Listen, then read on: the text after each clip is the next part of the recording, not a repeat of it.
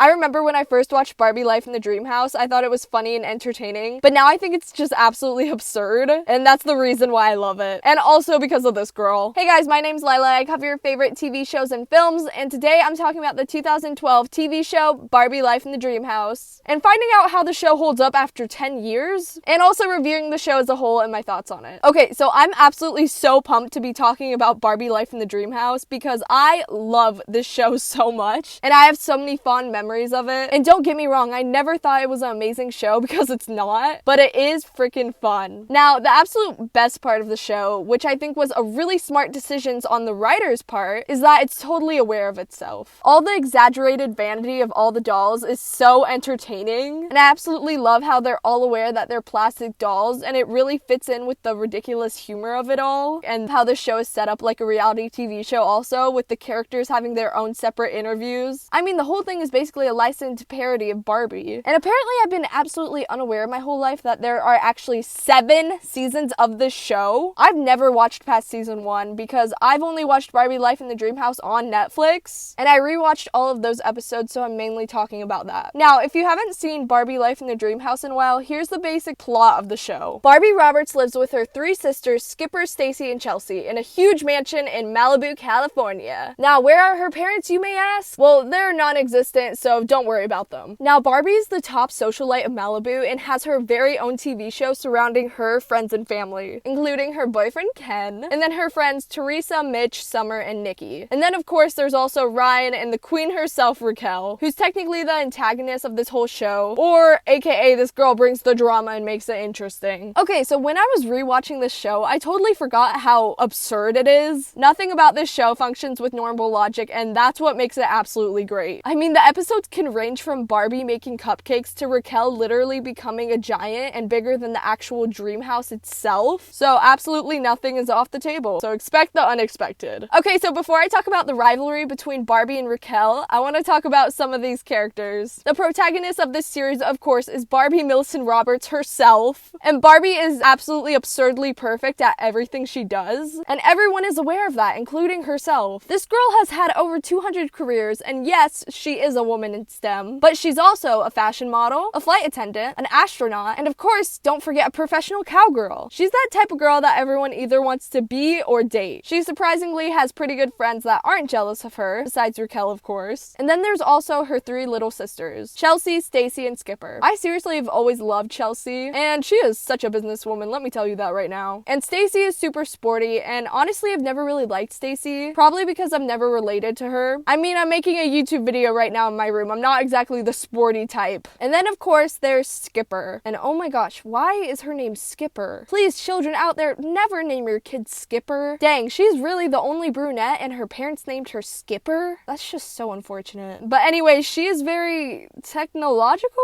Skipper's a basic teenager. But back to talking about where the heck are their parents? You're telling me that their parents just dipped and was like, okay, Barbie's got this covered, after naming their child Skipper? Now, on to another very important member of Barbie's life, Ken. I absolutely love how this show is just so self-aware that Ken is literally designed to be the perfect boyfriend because he's constantly just running around making sure everything's perfect for Barbie. And I think it's just great seeing him try so hard, but then he usually ends up screwing it up and Barbie fixes it in like 2 seconds. And then of course there's also supposedly Ken's competition, Ryan. Now, Ryan actually has a god complex, and whenever I see an actual human being in real life who acts like this, I want to just punch them in the face. But with Ryan, it's different, okay? He pulls it off. If I had to choose someone to be my spirit animal out of this show, I would definitely say Ryan. And apparently Ryan is actually twins with Raquel. I mean, I always knew that they were siblings, but I didn't think they were twins. And I'm not gonna lie, all of Barbie's friends who aren't either Raquel or Ryan are kind of forgettable. But Teresa is an actual mess, so I really like her. Summer just acts like an annoying golden retriever. And Nikki is smart and sassy, and I like her remarks with Raquel. But Midge, the girl who was friends with Barbie when she lived back in Wisconsin. I remember when I first started watching this when I was younger, Midge made me want to claw my eyes out because I just thought she was so annoying. But now, after rewatching it, I think she's actually less annoying and kind of just weird and just there. I don't particularly enjoy her time on the screen, but I don't particularly hate it. I mean, I'd much rather see this cat and this horse than her though. And then I have to talk about the best part of the show, Raquel!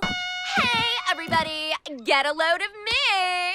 Each character is hilarious, but the person who really steals the show is Raquel, just like she wants. She definitely has the best one-liners in the whole show, and is the most memorable, and not to mention, she has so many memes on the internet. I sensed tension and came as fast as I could. And if the show didn't have her, it would hands down not be as interesting. Fight, fight, fight! There's a reason why people cast the most self-centered people on reality TV shows, because they're the most entertaining. Now, Raquel is extremely egotistical, just like her brother, but is always up for some drama. I think that people find Raquel more relatable because she has actual issues, and most of the other dolls don't, and everyone gets along perfectly and they're all nice. But that's just not realistic, now is it? Raquel is the type of person who's always trying to win, but somehow always loses. I feel like Raquel represents how an actual person would act if they lived in a world with a bunch of dolls that were perfect 24/7. This girl's back must be hurting because I'm not over-exaggerating when I say she carries the whole entire show. And it just looks so much worse when you put her next to Barbie, who doesn't try at all and is effortlessly good at everything. You know, it's kind of like a Serena and Blair type situation. And that leads me into the most epic cinematic rivalry ever, Barbie versus Raquel. Raquel is constantly trying to take down Barbie, and honestly, I guess it's not that much of a rivalry because it's basically just Raquel trying to one-up Barbie at whatever she does. And Raquel just wants to be Barbie, honestly. She wants her boyfriend, she wants her life, she wants how effortlessly things come to her. And I think it's just hilarious how they're unofficial enemies, or frenemies, as some people would call it, yet they literally hang out all the time. And I think it's so funny how Barbie never tries to sabotage Raquel, yet Raquel does it to her all the time. And the only one who ever really sabotages Raquel is herself. But the thing is, I don't even blame Raquel for acting like this, because if I was surrounded by Barbie and a bunch of perfect dolls 24/7, I would be pretty dang annoyed as well. Now, before I talk about why the show actually ended, I want to talk about the physical building of the dream house. Because this house with 6 million different rooms, the biggest closet ever, and the biggest refrigerator ever had me in a chokehold when I was younger. Now, back in 2012, I had a walk-in closet that had another door in it that led to an attic. And I would pretend all the time that it led to this huge closet that was exactly like Barbie's closet. Because seriously, this closet right here is the closet of my dreams. And don't get me wrong, I'm not even a huge fashion person. I've never really been into fashion that much. But it's just the idea of having an actual shopping mall in my closet that was just so appealing to me. And for some reason, I just absolutely love pretending that these random doors led to these epic rooms. Because after I saw that refrigerator episode, I started doing it with that too. And I don't know if you guys have ever heard of the real life version of Barbie's dream house, but it exists. And I wanted to go to it so badly. Honestly, I still want to go to it, but they had a walk-in refrigerator and a huge closet, and I feel like it's one of my goals in life to have a walk-in refrigerator. But anyway, since we're on the topic of the closet in Barbie's dream house, there was this one toy from this collection that I was just absolutely obsessed with, and it was the Barbie fashion vending machine. For some reason, I thought that this toy was the most entertaining toy that had ever existed. I wish I still had it, because honestly, I want to see if it lives up to what I thought about it in my mind. Ooh, but in the show, the one thing I hated about their closet was the robot thing that they had in there. That thing creeped me out to no end. I mean, it turned evil like twice, but I actually thought it was really funny that his relationship with Ken was like a teenage child, and Ken was like its father. But moving away from talking about the dream house, let's talk about why the show ended. So sadly, Barbie Life in the Dream House did end, and Barbie's Dream House Adventure ended up taking over. And oh my gosh, those titles are so similar. Now, I haven't really watched it, but I have seen a couple clips of Barbie doing her thing on YouTube, and I think those videos are actually super cute. But it definitely seems like the show isn't as comical or a satire like Barbie Life in the Dream House was. And I looked up why Mattel wanted to end the series, and basically it seems like it ended because it wasn't fitting in with the brand anymore. Which makes sense because it ended around 2015, and that was right before Barbie started to release their more positive, inclusive line in 2016. And Barbie Life in the Dream House was all about stereotypical Barbie toys. I mean, it's satire, it's supposed to be ridiculous. But it seemed like Mattel wanted Barbie to be more of a role model, and the Barbie we had on the show isn't exactly exactly a role model. Although she is generous, it's just her doing ridiculous things that you would think a stereotypical Barbie would like. So looking at it as a whole, I would say that Barbie Life in the Dream House definitely holds up, but the one thing that I would change to make the show even better is to have Raquel actually be the main character, because she represents how any normal person would feel in this situation. And it would be even funnier because she's just surrounded by perfect people, and sometimes Barbie as the main character can come across as just too perfect, to the point of not even being funny. It can just be annoying seeing her being too generous or too amazing. And I think that it would work a lot better if she was a side character and Raquel was the main character. But I can definitely see why I like this show so much as a kid. It has a bunch of stupid fun logic and they go to awesome cool places. But I think I have a new appreciation for how aware the show made itself watching it back. It's just so ridiculously stupid, and that's the best part of it all. But anyways guys, thank you so much for watching, and if you guys want to see more of your favorite animated films and TV shows, make sure to subscribe and like the video. Okay, thanks, bye!